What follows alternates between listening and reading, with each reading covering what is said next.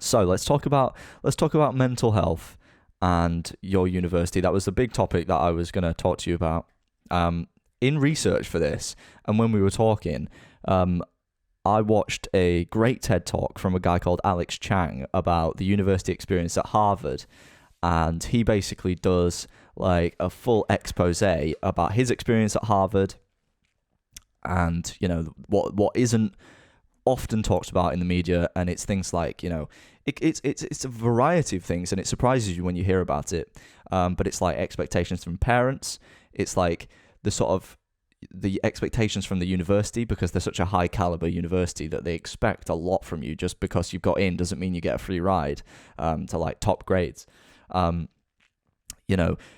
There's also the like feeling of being part of a tradition, and how that can be quite overwhelming for people because of a university that's been around for so long, especially people like universities like Oxford and Cambridge, which have some of the maddest traditions that I've ever heard. And I'm going to be speaking to people from those universities and getting them to explain just what the hell is going on. And then also just like, if you do struggle at these universities in terms of like the academia or social life and stuff like that, you can get sort of forgotten about and left a little bit. And not really picked up on as much. Have you ever experienced that so far at your time at King's, or known anyone from maybe Oxford or Cambridge who's had a similar experience to perhaps?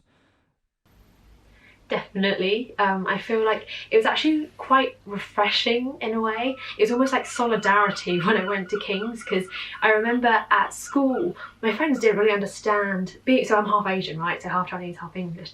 And so the Chinese family is very much like A star, A star, A star, like just be as clever and like be a doctor, be a lawyer.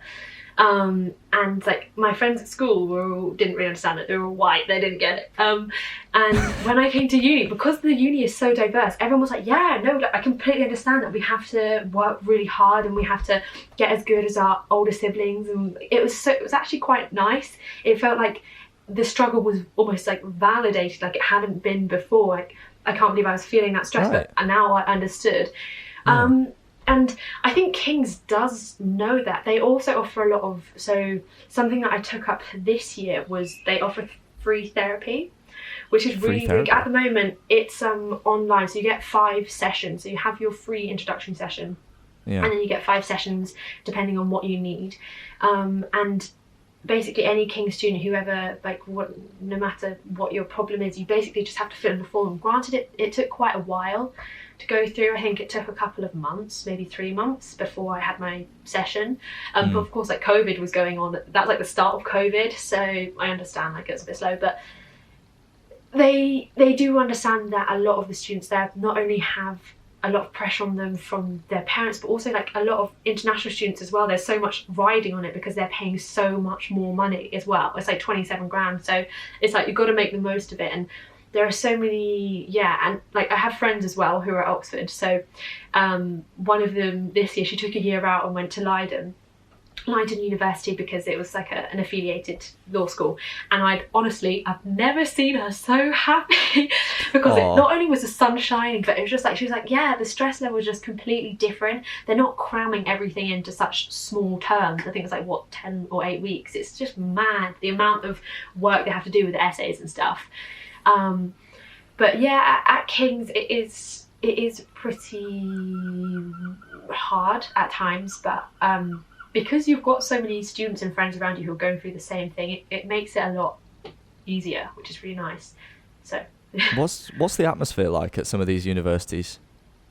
Oh my, well, it was during my gap year, I think, when I went to go visit my friend at Oxford, and I did a little vlog about it because I was going to visit all of my friends and I wanted to compare them and do stuff like that. And I remember, granted, it was exam season, so there was a lot of, it was just like, when you can just smell like sweat or just stress in the air. Like at the end of the day, I actually had a headache. It was a bit weird. Jeez. Like I was like, it just felt like there's a lot of pressure. I don't know why. Like you just entered the library and you'd be like, right, silent, just don't speak, just work. And it was just hard. It was just, I wasn't even there as a student. I was there just like visiting my friend, but you can still feel, it's just like the way that people like look, just like we're stressed.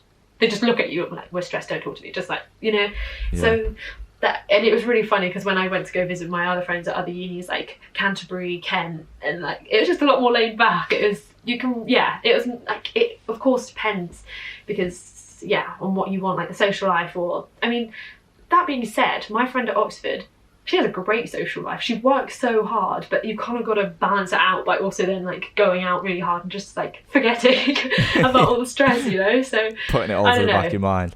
Yeah. Just trying to figure.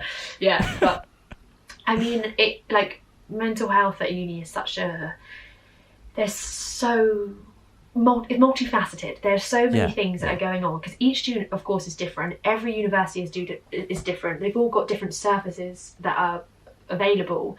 I think some definitely do it better than others, but King's does it pretty well, I'd say. They have lots of things. So they even came out with.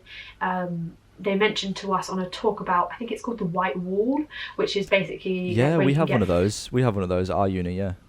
Yeah, and like, so there are also a lot of like support buddies and mentors and stuff. So because I'm going to go into my third year, I'm going to be a mentor and a group lead for freshers. So hopefully helping them settle in. So there's always like a kind of like a buddy system, which I know they've also got at Oxford. They've got like the weird family trees and stuff.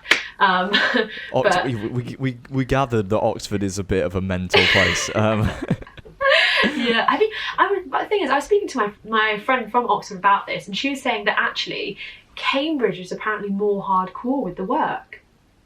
Oh wow! I didn't know that. It's like they're competing. It's like they're competing with each other. It's like who can be more ridiculous. But it is also really important, and I'm very, very glad that you're like destigmatizing it. So thanks.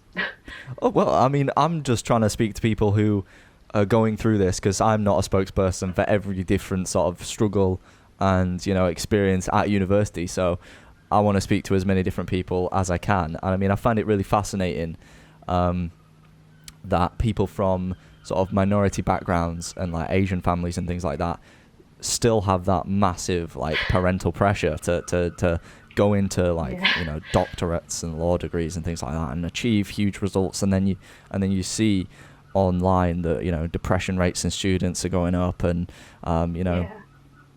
people choosing not to go to Oxford and Cambridge, and or people who do just struggling, and you hear about horrible stories, and it's like you don't want to be that person, and you don't want to end up in that situation because it's a nasty place to be in, I can imagine.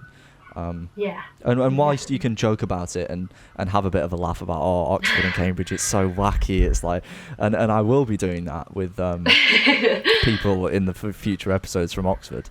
But at the same time, like there are serious issues that aren't tackled at these universities, and students not getting the attention and the right help and resources that they need.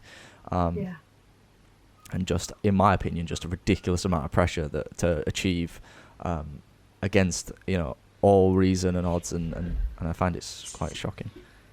Something that helped me was a friend told me, because when I went to university I was used to getting like, when you get a grade it's 100%, it's like out of 100%. When you go to uni, think of it out of 70%. And like my friend told me this, I was like, yeah, I kind of understand that now. Like it is, not many people do get first. Like they have to fill that bell curve, so a lot of people are going to get 2 1s and things like that. So it's okay if you do. Don't put yourself down for it. And also know that if you get 70, that's incredible. So well done.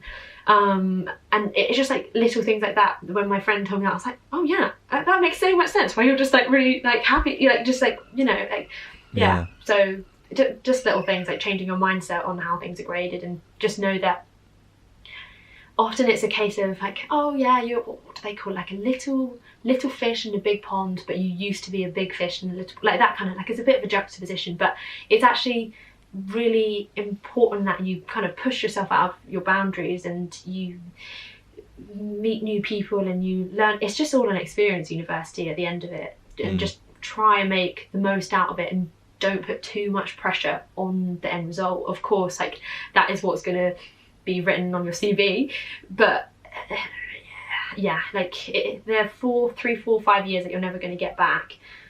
Just try and yeah, have a good time. Yeah. Yeah, absolutely. I second that. Did your sister tell you anything in advance of you turning up to King's College to be aware of, or like, Wow. did she give you any It was, advice? well, there is some advice that I would give people, not just King's, anywhere in London. Please do not get your phone out late at night, like on your phone. It's so dangerous. The scariest thing I've ever seen was, I don't know if you get this up north, but the people that come on motorbikes and just like take your phone and then run off. I'm not sure, to be honest. I'm No, confused about it's what this story is. Like, what I'm this innocent northerner who's not heard of this.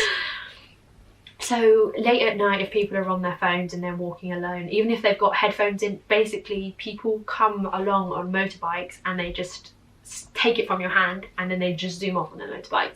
And I remember the first time I saw this happen, the person was literally like right next to me, and I was just about to get out my phone, and what was horrible is they like ran off with his phone. He ran after them, almost got hit by a car, and then he was like, please, can someone call the police? Like, you can't do anything, like you don't have your phone. And like he was just in hysteria, and it was really horrific to watch. And the amount of people, especially students, that it happens to, because they tend to go around like where students live, because they're like, oh yeah, they'll just be on their phones, like not paying attention. That was quite scary. And like I'm also a person that's very like, one of my biggest fears is like burglaries and the dark. I don't like it, and London is known to not always be safe. And when someone asked me this, I was like, you just have to be a little bit wary. But you know what, it's not a bad thing, because it's a good skill to basically be present. So yeah, live in the moment Yeah. and not get robbed. Exactly. It sounds like it could. yeah, that's my top tip.